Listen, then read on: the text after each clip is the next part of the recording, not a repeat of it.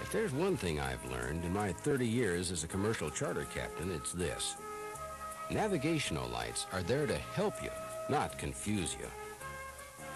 While they're only the tip of the iceberg of what a skipper needs to know if he's going to operate his vessel safely at night, their importance cannot be overstressed. Navigational lights tell you, the skipper, exactly what is required of you when meeting other vessels. They're there to prevent collisions and avoid injury.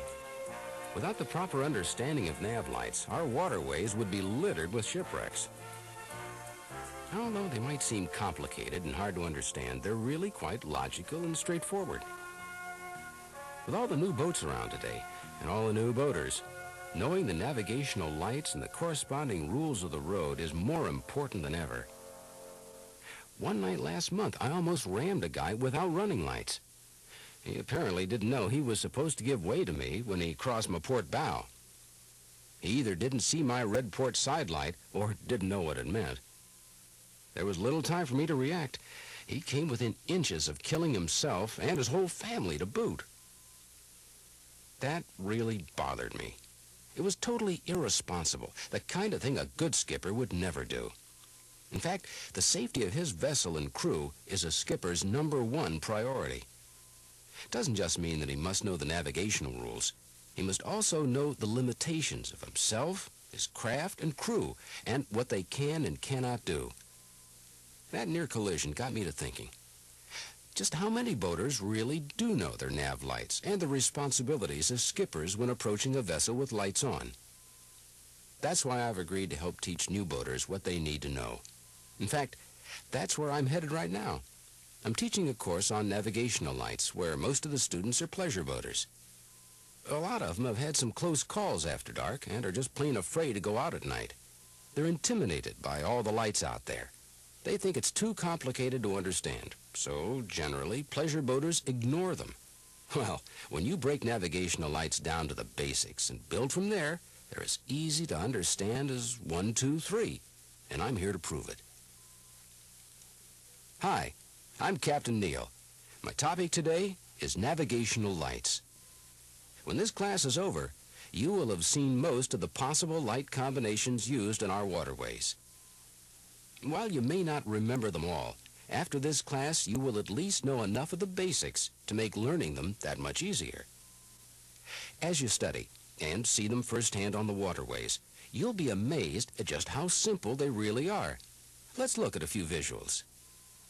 Speaking of simple, the simplest lighting requirement for any watercraft is that of sailboats and non-powered boats under 7 meters. All they need is either a flashlight or a lantern, and it doesn't have to be on all the time either. It just has to be ready to show in time to prevent a collision. Just as lights on your car let the other guy know where you are and what you're doing, the lights on your watercraft serve much the same purpose, but in far greater detail. We use 4 colors of lights: red, green, white, and yellow. By using these colors in various locations and combinations on watercraft, we can tell everything we need to know about any vessel we may encounter. We'll know the type of vessel, its size, what it's doing, and the way in which it's approaching or being approached. A power craft that is making way is required to display a white light that can be seen in all directions. On smaller craft, this is accomplished by a single 360-degree light. On larger craft, this circle is completed by a separate 225-degree masthead light and a 135-degree stern light. The port or left side light is always red and is visible from directly ahead to a point on the left 22.5 degrees abaft or behind the port beam. This red light tells approaching vessels to yield or give way in a crossing situation. The starboard or right side light is always green. Remember it this way. The words green and right both have 5 letters. This green light is visible from directly ahead to the point 22.5 degrees abaft the starboard beam. The green light tells approaching vessels to continue on, maintaining course and speed. Neither the white masthead light nor the red and green side lights are visible from astern. Only the white stern light is. Except in certain towing situations when a yellow light is used, the stern light is always white. The stern light tells other vessels that they are overtaking from the rear, that they should pass with care. On some smaller craft, the green and red side lights may be combined into one unit near the center of the bow. On certain sailboats, both side lights and stern light may be combined in one unit near the top of the mast. Can anyone tell me what you'd call a light that can be seen from all around? An all-around light? That's right. You see how simple it is? Most vessels display lights that can be seen from all around. These lights can be any one of the four colors, and they can be stacked in combination. The yellow light may even flash. And can anyone guess what a flashing all-around light is called? A flashing light? Right again. Now, let's apply what we've seen so far to an approach situation. For simplicity's sake, let's say we are approaching a vessel with a masthead light, red and green side lights, and a stern light. If only the stern light is visible, what do? That's right. You pass with care. The other vessel has the right-of-way, but must maintain course and speed. If green and white lights are visible, that means you are approaching a vessel's starboard side. You have the right-of-way. You should stand on and maintain your course and speed. If red and white lights are all you see, the other guy has the right-of-way, and you have to give way and change your course and speed. Does anyone know how the other skipper decides that you will give way to him? Because he sees your masthead light and the green light on your right or starboard side, giving him the go-ahead. You see, they're a lot like traffic lights. Green means go, maintaining course and speed, and red means stop, giving way to the other guy. Now, let's move on to how the light combinations actually appear on various vessels. A power-driven vessel underway must show a masthead light, side lights, and a stern light. Smaller boats have a few options on how they display these lights. If the vessel is under 20 meters in length, the red and green side lights may be combined in one lantern. And if it's under 12 meters, the masthead and stern light can be combined in one all-around light. In international waters, a boat under 7 meters long that can't exceed 7 knots, like a dinghy or a tender, doesn't have to show side lights, but it should if it can. When a vessel is larger than 50 meters, a second masthead light is placed aft of or behind and higher than the first. Smaller boats can show this second masthead light if they wish, but it isn't required. From head on, a vessel of more than 50 meters would look like this. What would you do if you saw this coming at you? Abandon ship! Well, if it's right on top of you, you might. But assuming you still have time to maneuver, you just steer to starboard and pass port to port, just like you would on a highway. This is an air cushion vessel, or hovercraft. When it's on its air cushion, it displays a yellow flashing light if it's on international waters. When it's off its cushion, it looks just like any other craft its size. Outside of the lantern needed for a rowboat, canoe, or small sailboat, larger sailboats strictly under sail need only side lights and a stern light. No masthead light is needed. Sailboats under engine power, even with sails up, are considered power craft and must be lighted as such. Sailboats under 20 meters also have the option of showing red over green all-around lights at the top of their masts in addition to their basic lights. Remember, red over green is a sailing machine. In most cases, powerboats underway must give way to sailboats and other non-power craft because powerboats are a lot easier to maneuver. What we've covered so far is about all you need to know if you confine your boating to small lakes, streams, or reservoirs. But if, like many of us, you're boating on the Great Lakes, major rivers or harbors or coastal waterways, you will need to know more. In these areas, you'll be encountering tugboats and tows, either being pushed, pulled, or towed alongside. It's important for you to know their different lighting patterns, so that when you do encounter them, you won't run into them. A tug towing astern displays all the running lights of a vessel its size, plus a yellow tow light directly above the stern light and a second masthead light directly above the first. If the tow is 200 meters or longer, 3 masthead lights will be displayed in a vertical line. If the tug is over 50 meters, an additional masthead light must be added aft of and higher than the first, as with any large power boat.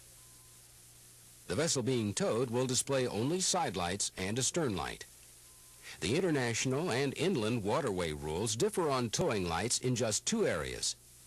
By international rules, a vessel that is either pushing ahead or towing alongside needs only its basic lights plus the additional masthead light shown directly above the first. By inland rules, that same craft must also display two yellow towing lights in place of the single white stern light. The stern view lights on the vessel being towed alongside are the same by international and inland rules. Inland rules also call for a special flashing yellow light at the bow of the vessel being pushed ahead, in addition to side lights. The special flashing light is not required on international water. A good rule of thumb is to give all yellow lights, whether flashing or not, a wide berth, and never cross just astern of a vessel showing a yellow towing light. Vessels fishing with nets or by means other than trawling carry red over white all-around lights in place of the first masthead light. If side and stern lights are not being used, the vessel is not making way. If making way, stern and side lights should be turned on and the vessel given a wide berth. An all-around green over an all-around white designates a fishing vessel engaged in trawling. If side and stern lights are not visible, the vessel is sitting still and may be passed from all sides. Again, when making way, side and stern lights will be visible. If the vessel is larger than 50 meters, a second masthead light will be seen near the stern. A fishing vessel with gear extending out more than 150 meters must also display another all-around white light extending in the same direction as the gear. Steer clear of the area designated by this light. Remember, the special lights on these vessels indicate restricted maneuverability. Give them as wide a berth as possible. Two all-around red lights, or red over red, means a vessel not under command. If making way, this vessel will also display side and stern lights. Now, how can a vessel be making way if it's not under command? Where's the skipper? Taking a nap? No, the captain's working. All this means is that for some unusual reason, probably a breakdown, the vessel is moving, but it isn't able to maneuver very well, if at all, so stay out of its way. Be extremely careful when you see a red over white over red combination. That's what you'll see on a vessel that's restricted in its ability to maneuver. If making way, it will display all the other basic lights for a vessel her size. If at anchor, only the all-around white anchor light is required. Remember, when you see a red over white over red combination, the vessel is extremely hard to maneuver. Pass or approach with extreme caution, even if your vessel has the right-of-way. Some tows are so massive that they severely hamper the towing vessel's maneuverability. In such cases, a red-white-red combination must be added to the tugboat's basic towing lights. Can anyone tell me the size of this tug and the length of its tow? Let's see. There isn't an additional masthead light above and behind those two, so the tug has to be less than 50 meters. And since there are only two masthead lights, the tow itself has to be less than 200 meters. Is that right? Right on both of them. Now, can anyone tell me what this is? No, not a Christmas tree, but it is pretty well lighted, isn't it? Actually, this is a dredging vessel that is sitting still. Here's what it looks like when making way. Notice the green starboard side light? The red over white over red indicates impaired maneuverability. The two all-round red lights indicate an obstruction, in this case, the dredging equipment.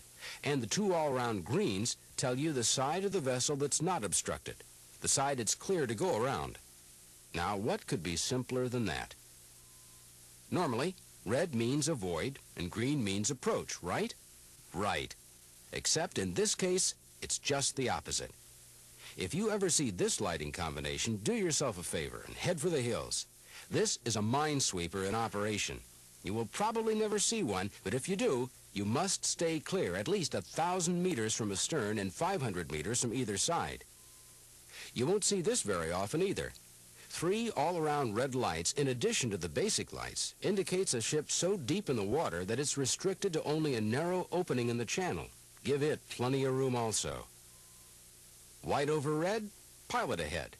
When pilot vessels are on duty, they're identified by the white over red combination plus their basic lights. At anchor, only the white over red and the anchor lights are visible. If you take away the white over red light, you'd have the anchor lights of a vessel under 50 meters. A vessel 50 to 100 meters is a little brighter. It may show both fore and aft anchor lights. And a vessel 100 meters or more must also show deck lights.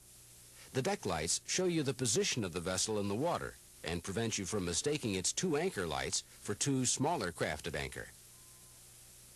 If aground, 2 all-around red lights will also be displayed along with its basic anchor lights. The same goes for a vessel under 50 meters and aground. You just had a look at every light combination you'd probably see in your lifetime. Granted, there are a lot of them. But let's go over the basics again. When a vessel is under power, it will display a white masthead light and stern light, a red port side light, and a green starboard side light. The more masthead lights you see, the longer the vessel, or its tow. And now, here's some helpful rhymes to use to help you remember navigational lights. Ready? Red over green is a sailing machine. If green is over white, that's a trawler in sight. If it's red that's over white, they could be fishing all night. Red over red means there's danger ahead. But white over red, that's a pilot boat ahead. And all white lights means it's anchored down tight. Now, don't laugh. These rhymes have helped me to remember my lights for many years, and knowing my lights has kept me out of a lot of trouble. However you do it, either with rhymes or through the step-by-step process of building on the basics, practice using this information until you feel confident that you can understand and use navigational lights. It's a beautiful, exciting world, boating at night. Learning to recognize navigational lights is one very important step toward becoming a safe participant in the boating world at night.